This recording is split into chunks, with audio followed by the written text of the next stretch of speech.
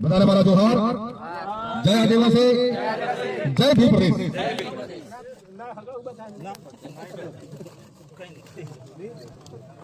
આ ગુજરાતની નાલાયક,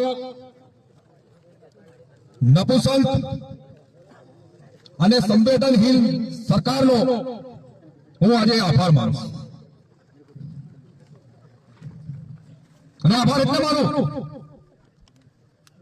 કે અમારામાં સુતેલો બિરસા મુંડા તમે આજે સક્રીબેનનું ઘર પાડીને જગાડી દીધું.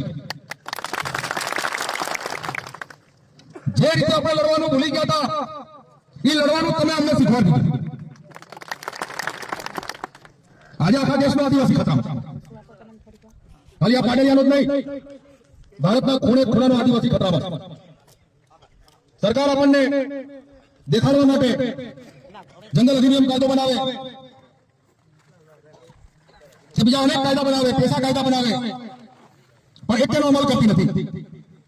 જંગલની જમીનની અંદર વન અધિનિયમ હેઠળ જો ગામની વન મંડળીનો અધિકાર હોય તો એ વન મંડળીની પરમિશન વગર આ જગ્યા પર ખાડા કેમ ખોદ્યા, કોઈના ઘર કેમ પાડ્યા અને કોઈનો કૂવો કેમ ખોદ્યો. આ સવાલ મારો સરકારે અને આવી નાલાયક સરકાર એક વિધવા ભાઈ એના 3 નાના બાળકો એમને ઝૂંપડું પાડી દેવાનું. સરકારે જે કોઈ માણસ અહીંયા ઉભેલો હોય એ સાંભળી લે અને સરકારને આ મેસેજ પહોંચાડે કે આ તમે ભૂલ કરી છે, હવે પછી ભવિષ્યમાં ભૂલ નહીં કરતા. આજે અહીંયા પેલું હિન્દીમાં એક ગીત છે, કિતને बाजू कितने सर गिन ले दुश्मन ध्यान से खेलेंगे हम वो बाजी हारेगा तू जान ले. અને તમે ઘર તોડો અમે પાછા બાંધીશું, કુવા પૂરો અમે કાઢીશું, પણ તમને જંગલમાં ઘૂસવા દઈએ નહીં. આ દેશની જેટલી પણ જમીન છે, જંગલ છે અને પાણી છે એનો માલિક આદિવાસી છે. ભારતનું બંધારણ કે અમે તમને શહેરમાં નથી નાખતા. આપણે રાજસ્થાનથી કાંતિભાઈ આદિવાસી આવી ગયા છે, બધા બેસી જાઓ, આપણે એમને પણ સાંભળવાના છે. હમણાં બેસો. આ દેશની જેટલું જંગલ છે, જે કોઈ જમીન છે કે પાણી છે એના મૂળ માલિક તો આપણે હતા. તમને અમે અહીં રહેવા દીધા,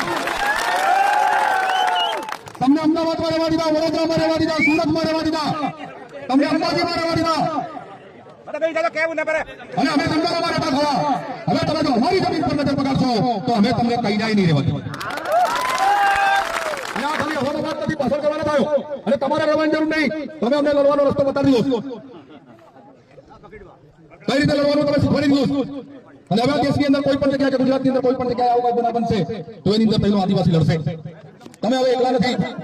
એવી જ રીતે આખા ગુજરાતનો કે દેશનો આદિવાસી પણ હવે એકલો નથી. આજે તમે વિચાર કરો કે બનાવવાના પાડલિયામાં, અંબાજીની બાજુમાં અને ડુંગરપુરની અંદર જે લોકસભા લડાયા આપણા કાંતિભાઈ આદિવાસી આજે તમારી મદદમાં આવી ઉભા રહ્યા. અમે દાહોદથી આવ્યા, કમલેશભાઈ સુરતથી આવ્યા અને મહુવાથી આવ્યા. એટલે તમે તમારી જાતને એકલા નહીં માનતા. હવે તમે એકલા નથી. અને હું આજે એમ કહેવા માંગુ,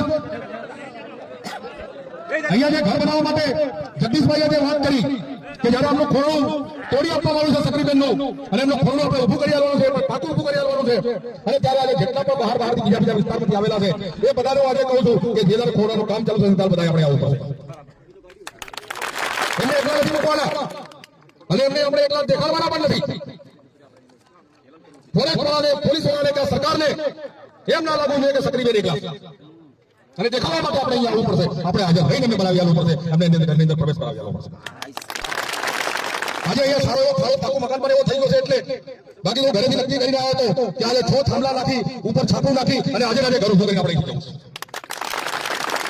પણ પાકા ઘરની જયારે વ્યવસ્થા થઈ છે ત્યારે આપણે પાકું ઘર એમને બનાવી આવીએ અને પછી તોડે તો પછી જોઈએ. અને આ લડાઈ શરૂઆત થઈ છે સક્રીબેનથી અને આ પાડલિયા ગામથી, પણ હકીકતમાં લડાઈ એની નથી. આ લડાઈ એની નથી. અડધી વાત તો સંધારા સાહેબે કરી, પણ અત્યારે સુપ્રીમ કોર્ટનો જે ચુકાદો આવેલો છે, અરવલ્લીની જે ડુંગરો છે એમાં 100 મીટરથી નાના ડુંગરને ડુંગર ગણવાનો, અરવલ્લીની પહાડી ગણવાની નહીં.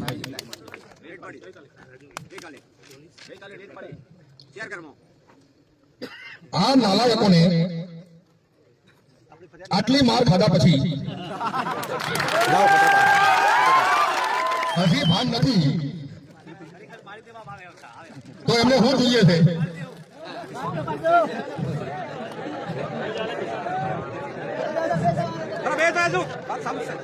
અમે સરકારને એક વાત કહેવા માંગીએ છીએ, તમારા બધા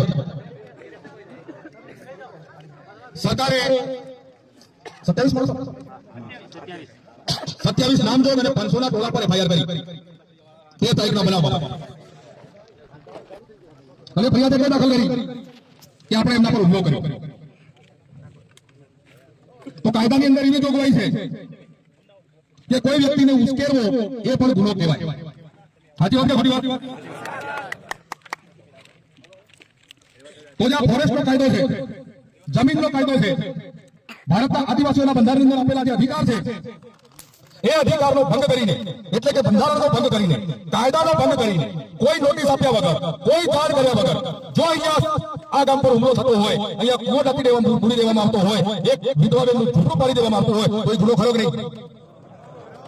અને એ ગુનો કરીને આપણને ઉશ્કેર્યા અને ઉશ્કેર્યા પછી માર ખાવા પડે, નહીં ખાવા પડે? તો આપણને ઉશ્કેરવાના, ગેરકાયદેસર રીતે આપણી જમીનમાં ઘૂસણખોરી કરવાના ગુના હેઠળ એમના પર એફઆઈઆર થવી જોઈએ. જગદીશભાઈએ વાત કરી અને એફઆઈઆર સરકારને હું ચેલેન્જ કરું છું. બેટા, જો સરકારને હજી પણ કહું છું, જે વીઆઈપી નો માણસ હોય, સરકારનો માણસ હોય બેઠેલો હોય, આ મારો મેસેજ પહોંચાડે. આ એફઆઈઆર આ ફોરેસ્ટ ડિપાર્ટમેન્ટ અને પોલીસ ડિપાર્ટમેન્ટ પર સરકાર જાતે કરે. જો એમ કહેતી હોય કે અમે આદિવાસીના હિતેશુ છીએ એમ તો ડીએસપી અને કલેક્ટર ઉપર બી થયું. આદિજાતિ મંત્રીને બેઠેલા સાંભળો, એ આદિજાતિ મંત્રીને હું ચેલેન્જ કરું છું કે એના સેક્રેટરીને કે ત્યાં ફોરેસ્ટ અને પોલીસ ડિપાર્ટમેન્ટ પર એફઆઈઆર દાખલ કરે. અને જો ના કરે તો એને પોતાનું પદ છોડી દેવું જોઈએ, પોતાને આદિવાસી કહેવાનું બંધ કરી દેવું જોઈએ. અને જો મામલો ના કરે, પદ ના છોડે તો આના દાદા તાલુકામાં એને ઘૂસવા તો એ આદિજાતિ મંત્રીને ઘૂસવાની દેવું. મોટો ભગત છે, મંદિરમાં આવે તોય કહેશો એટલે ઘેરને પછી અમારે બૂમ પાડજો, અમે આવો. આ કર્યા વગર હવે આપણે છૂટકો નથી. એટલે મેં તમારો ઘણો સમય લીધો.